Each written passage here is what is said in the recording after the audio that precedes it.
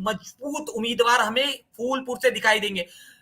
सैयद, एक बार आप पूरी की पूरी तस्वीर साफ करें कि किस तरह का माहौल हमें फूलपुर में अभी दिखाई दे रहा है, लोगों में किस तरह की बातें हैं, क्योंकि लगातार हमने देखा है कि बीते कल की बात करें तो समाजवादी पार्टी ने अपना नॉमिनेशन कर दिया है। अजय राय की जितने भी कयास लगाए जा रहे थे वो सब विफल हो चुके हैं। अब सीधी सीधी टक्कर हमें समाजवादी पार्टी और बीजेपी के बीच दिखेगी, या फिर इसमें भी जो निर्दलीय चुनाव लड़ रहे हैं प्रत्याशी वो बाजी मारेंगे?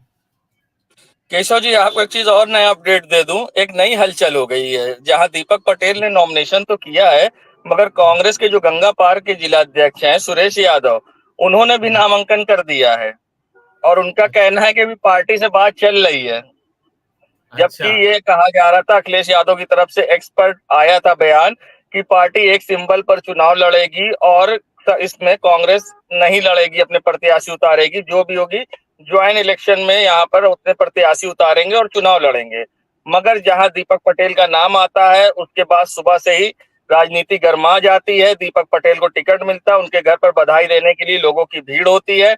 और उधर ही दूसरी तरफ पता चलता है कि जो गंगा पार के जिला अध्यक्ष सुरेश यादव हैं कांग्रेस के, उन्होंने भी नामांकन कर दिया और कहते हैं कि अभी पार्टी से बात चल रही है, अभी कोई निर्णय नहीं लिया गया। जहां अजय राय के चुनाव लड़ने पर विराम लगा, तो दूसरा ये एक नया फंडा आ गया। और बात करी जाए अगर फूलपुर सीट की, तो फूलपुर सीट पर जो देखिए वोट के प्रतिशत है, करीब वहां 75% यादव हैं। उसके बाद 65% मुस्लिम आ जाते हैं। 65,000, 75,000 आपके यादव, 65,000 मुस्लिम। और उसके बाद जो आते हैं आपके पटेल आ जाते हैं 60,000। फिर उसके बाद जो बनता है वोट, एससी के वोट वहां बनते हैं, और फिर अन्य जो हैं। तो इस तरह से वहां की राजनीति है। और वहां पर जो सपा के जो कैंडिडेट है मुस्तफा सिद्दीकी हैं, सपा ने मुस्लिम वोट उतारे हैं, और साथ ही बसपा से भी वोट के लिए उतारा गया है। तो बसपा कहीं ना कहीं मुस्लिम वोट तो इफेक्ट नहीं कर पाएगी, मगर अपने भी जो वोटर्स थे, बसपा देखा गया है जो पिछले चुनाव में, उसे बसपा ने खो दिया है। तो बसपा का इस मैच से कोई लेना देना नहीं है। इस मैच में जो पिच पर जो दो पार्टियां हैं, वो है सपा और वो है भाजपा। दीपक पटेल के पास कई प्लस पॉइंट है। दीपक पटेल देखिए एक न्यूट्रल, दूसरी चीज उनके पास विधायकी का भी एक्सपीरियंस है, और उनकी माता जी सांसद रही हैं। तो दीपक पटेल ने फूलपुर में भी काम किया है, करछना से वो विधायक थे, और फूलपुर में अपनी माता जी की संसदीय क्षेत्र में भी उन्होंने माता जी के साथ काम किया है। तो वो फूलपुर की जनता को काफी भले भांति जानते हैं। और उनका हाल ही में फूलपुर के प्रत्याशी और वहां की जनता से जुड़ाव रहा है। मुस्तफा सिद्दीकी भले ही अभी आए हैं, मगर उस तरह से जुड़ाव नहीं रहा है, क्योंकि माता जी उनकी इस बार चुनाव नहीं लड़ी, पार्टी ने उन्हें टिकट नहीं दिया। जो भी उनसे पार्टी ने वादा किया शायद वो पूरा हुआ है दीपक पटेल के रूप में।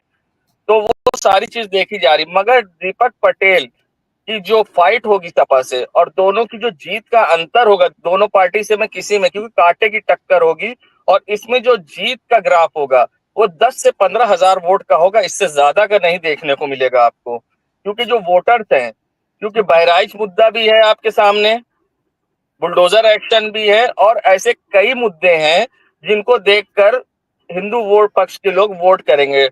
वहीं मुस्लिम पक्ष भी वोट करेगा, क्योंकि जिस तरह से समाजवादी के वादे हैं, बहुत सारे वादे हैं, जिस तरह से समाजवादी ने कहा और कांग्रेस ने खटाखट, और साथ ही जो वादे किए कि हम जो आएंगे तो इस पे कार्रवाई रुकेगी, यानी बहुत सारे जो इस तरह के हैं।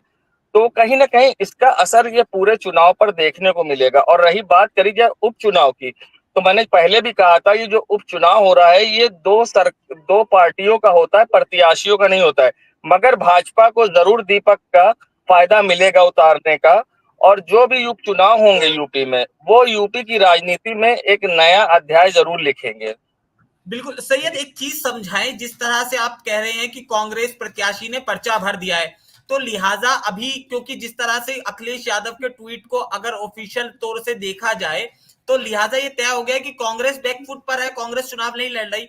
ऐसे में उनका पर्चा ट्वीट आने के बाद भरा जाना, तो ये क्या कांग्रेस और समाजवादी पार्टी के रिश्ते को दिखाता है या उनकी खिलाफत दिखाता है?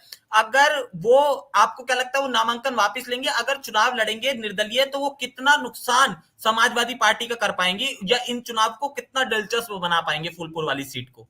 देखिए सुरेश यादव ने जो नामांकन किया है, अभी ये स्पष्ट नहीं हो पाया है कि उन्होंने सिंबल पर किया है कि उन्होंने डायरेक्ट करा है। क्योंकि अगर सिंबल से होता चुनाव, तो अब तक ये ऑफिशियली आ चुका होता। मगर कहीं ना कहीं ये भी देखा जा सकता है कि कांग्रेस की जो पकड़ है शायद वो अपने कार्यकर्ताओं पे नहीं, या बेलगाम है, या सत्ता में रहने का ज्यादा शौक है, तो ये भी हो सकता है। मगर जब तक अभी पूरी तरह से कोई ऑफिशियल बयान कांग्रेस की तरफ से ना आ जाए या समाजवादी की पार्टी की तरफ से ना आ जाए, तो दोनों के रिश्ते पे कुछ बोलना उचित नहीं होगा। क्योंकि जो एक्स पे लिखा है, अगर राष्ट्रीय लेवल का एक नेता लिख रहा है और एक जिले का अध्यक्ष, वो भी एक जिले के क्षेत्र का अध्यक्ष नामांकन कर रहा है, तो उससे मेरे हिसाब से नेशनल राजनीति पे नहीं असर पड़ना चाहिए। मेरे को लेकिन एक चीज बस ये क्लियर कर दीजिए, नहीं तनुज मैम, एक चीज ये क्लियर कर दीजिए सैयद, अगर वो चुनाव भी लड़ते हैं और निर्दलीय चुनावी मैदान में आते हैं तो वो कितना खेल खराब करेंगे इन चुनावों में? देखिए, अगर वो चुनाव में लड़ते हैं तो हो सकता है कुछ उन्हें व्यक्तिगत उनकी जाति के वोट ही डैमेज कर पाएंगे, क्योंकि वो समाजवादी पार्टी के तो कार्यकर्ता है नहीं। अगर वो यादव है तो यादव के कितने वोट वो ले जाएंगे।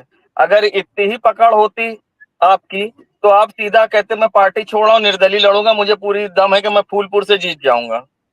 तो ले दे के ये कुछ वोट खराब नहीं कर पाएंगे जब तक कांग्रेस इन पर हाथ नहीं रखती है। जी तनुज जी, यहाँ पर आमिर एक